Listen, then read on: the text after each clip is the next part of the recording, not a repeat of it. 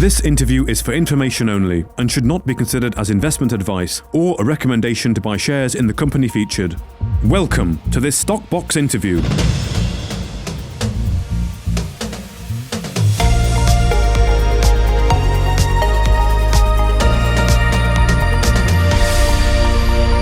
Well, joining us today is Sanjay Bohri, the Group Chief Executive of Eco Buildings. Thank you very much for joining us today, Sanjay. The first time we're speaking, how are you? I'm very well, thank you, Mark, and thank you for giving me this opportunity to speak with you. Absolutely. No, it's good to be talking for the first time. I wonder if you can perhaps just introduce the company to us, almost the elevator pitch of the company and what you're all about. Surely. So Eco Buildings is a relatively new company. It was listed on the stock exchange on the 2nd of June. Formed by the reverse takeover of Fox Marble by Gulf Wall. And we combined the two businesses together to form Eco Buildings.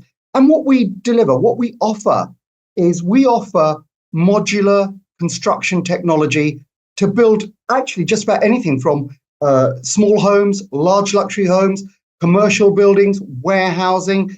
For those that aren't familiar with that construction industry and what we do, one of my colleagues, slightly tongue-in-cheek, says we're kind of like the IKEA of building. Okay. So we create in a factory the walls to your architect's design. We cut out the doors and the windows, and then we load a truck, almost flat pack if you like, and take them to your site. And you then construct them, or you can pay us to construct them. So we work across the value chain. Okay, so it's modular construction technology, okay, the IKEA of buildings. So how does that work in practice? And so traditionally, when you're building a building, it's bricklayers, presumably, or, they'll have, I don't know what you call it, a jig or a mold, and they'll pour concrete in. So this is you'll actually prefab, if you like, pre-make the elements of the building to specification and deliver it. Is that effectively what you're doing? Absolutely, Mark. That's exactly what we're doing. We've built a brand new factory in Albania, and there is a good reason why Albania, because we have secured two very large contracts in that region, in excess of 100 million euros. And in that factory, we produce walls that are 12 meters long by, there's two height dimensions, 2.8 or 3.2 meters high. And then what we do is work with the developer and their architects to cut the walls down. So we cut that all in the factory, create, as I say, the window spaces, the door spaces, and then put it on a truck and send it to your site. Okay, and what's the USP? Why would firms want to engage with your product offering here versus the more traditional approach to building? I think there are several USPs, and I'm sorry if this is going to sound a bit like a party political broadcast at this stage, but just let me quantify them, because everyone says they're better, full stop. Let me explain and quantify why we're better. So versus traditional building methodologies, in terms of cement, our system uses 51% less cement. In terms of iron and steel, 35% less iron and steel. In terms of sand, 76% less sand. In terms of water, 75% less water. And this is actually what is really important to our customers. What that means is that construction time is reduced by 82% over traditional build. And actually, one of the things, because we do say, and here's why we say we're a green company, the energy taken to produce our walls is 62% less embodied energy than traditional construction material. So we're greener, we're quicker, and we allow people to build homes or offices or warehouses faster, better, cheaper. So hence the name Eco Buildings. Yes, faster, better, cheaper, more environmentally friendly as well. I mean, what is it that gives you that edge then? I mean, how long is this technology being in the works? I appreciate some of it may be confidential, patent protected, for example. But I mean, how are you able to achieve these things you've mentioned here? They're quite significant USPs you've mentioned there. They are. And actually, in many ways, the technology itself is not new. This technology that we are using has certainly been around for over a dozen years. Okay. It is particularly strong in certain key markets. India would be one. China would be another. But where it has yet to really grab a foothold is in your traditional, more developed countries. And there's lots of reasons for that. But, one of the reasons is that, of course, in a lot of the more traditional countries, the building companies have huge and vast land banks, which they've locked up.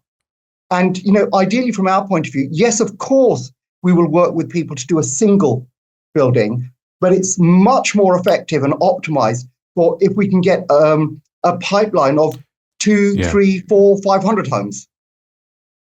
Yeah, indeed. I was going to ask that. I imagine that would be the case, that really you're wanting to go for the big kind of scale developments over, building a whole sort of new village, or certainly significant development over, sort of more individualistic buildings that you might find in the West. Is that fair?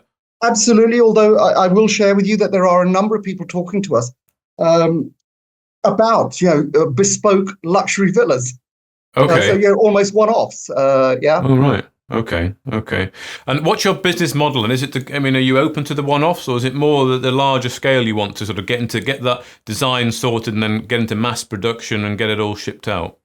So it's sort of betwixt and between. So yes, we'd like, and we have got and secured a nice pipeline of work. But within that pipeline, what we don't do is dictate to the customer, it's got to be this size, this shape, the door's got to be on the left. It's down to you as the developer to work with your architect and present to us the design. We can help and consult with that design and help you optimize that from a build point of view and a construction point of view. But we're not here to tell people what they have to build. We think that's too restrictive. Sure. Okay. And how are you working then with your customers? You say you talk to the architects and do the design work. So is it quite a close relationship you have with them at the moment? Very much a partnership, actually, is the way I'd phrase it. I don't think of them as customers. I think of them as partners. Okay, cool. And in terms of the jurisdictions, you mentioned you got the factory in Albania. I think that's what you said. You have projects out there. The model's more not suited, but it's more used, let's say India, China, as you say, the more kind of larger scale development. Are there any specific jurisdictions you're targeting, and why? And would you like to target others, i.e. in the West?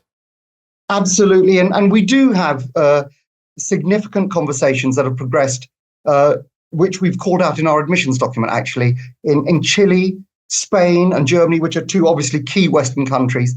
And, what we're working with and the way we're prioritizing working in those markets is that the people that are talking to us have got large land banks and want to build a lot of homes. However, having said that, it looks like the first building we will actually put up is going to be a one-off bespoke home. So, it really is horses for courses. Right. Okay. And of course, there's some recent news from the company that you said you IPO'd back in June, and you've manufactured the first walls only recently. That's right, is it? Is that for a project? That is. So what we've done is we've taken the Gulf Wall technology from the factory that they had in Dubai and transported it to Albania, to the port of Durrës, in actual fact. So we've built a brand new factory there, and in the process of reconstructing the production line, if you want, we've significantly refurbished, upgraded. So we've future-proofed the production line and driven efficiencies, what we believe will be great production efficiencies, into the now working production line. Yes. Okay. And the walls that you've produced, is that going to a specific project? Yes, we have identified a project for these walls. We are going to work with the developer and their architect to get that building erected. Okay, and this is the one-off you were talking about? Yes. Okay, right, okay. So then in terms of a pipeline of future work then, perhaps into the bigger projects, where's the business at in terms of that, and how are you trying to secure, not customers, but partners, as you said? So obviously we have two established partners within the Balkans who are two very large construction companies within the Balkans.